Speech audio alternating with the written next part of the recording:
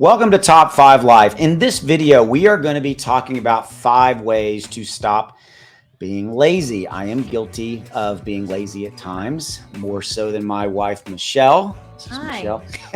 She's like, hi, what are you going to, she's always worried about what I'm going to say to her. I am. Put her on the spot. Scared. So we have a very simple goal with this channel is to help you improve your life, bring positivity into it. We want to help you change your mindset, change your day, and change your life in any way we can. Okay, so with that said, let's get into these 5 that we have. The first one is goals. You need to have some type of a goal. Now, I'm not going to sit here and tell you the exact goals that you need to have for you because everybody's goals are different.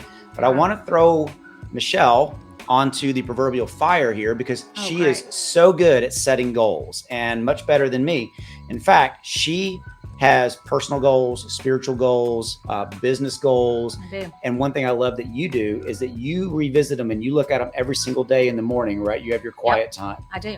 And so in that time, what are you doing with your goals? Are you looking at them to kind of see what you've accomplished? Yes. And seeing if I'm on task, if it's something, things that I need to change to make them better every day. Mm-hmm. So, like for instance, one of them's drinking more water this year. There you go. So how much water have I been drinking? Okay. So different, just little things. And one thing that my father, who passed away back in 2008, one thing that he was very famous for saying, and it became a very serious thing for me and Michelle, we both do this, is he had something he said, as it comes to goals or accomplishing things, he said, try to accomplish or move 1 or 2 things forward every single day. And that could be a personal goal, it could be a business goal. And it may not sound like a lot, but doing 1 or 2 things, because he used to say, he said, if you look up at the end of the month, you've moved 30 to 45, 60 things forward in that given month. Exactly. Right? So goals are different, but that is a key way to stop being lazy. So the second one is to, associated with goals is those tasks, right? So this is the second one, is task and breaking them into smaller manageable chunks. And I think, again, you're good at this. You're good at taking a big project or something big and doing. And you just don't want to get overwhelmed. Okay, there you go. So you want to just kind of break it out a little, piece by piece. Piece by piece. Mm-hmm. And that kind of goes into that 1 or 2 things that my dad talked about every single day. You have this, let's say you have this major project or this major thing you're trying to do.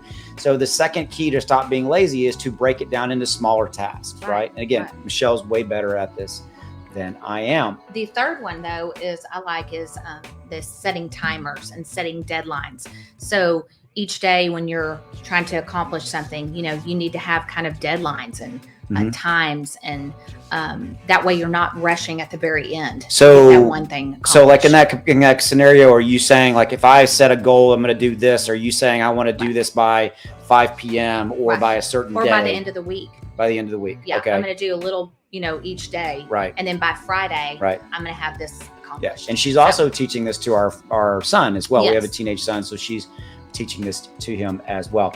The fourth one, and this is the one that usually got me, was distractions. Mm-hmm. I am the king of distractions or really putting things off, right? And so I've had to really work on that. You're, again, better at that than I am. When Michelle kind of goes into work mode or I'm going to accomplish goals, she's better at it than I am. So for distractions, have always been hard for me. What have you done?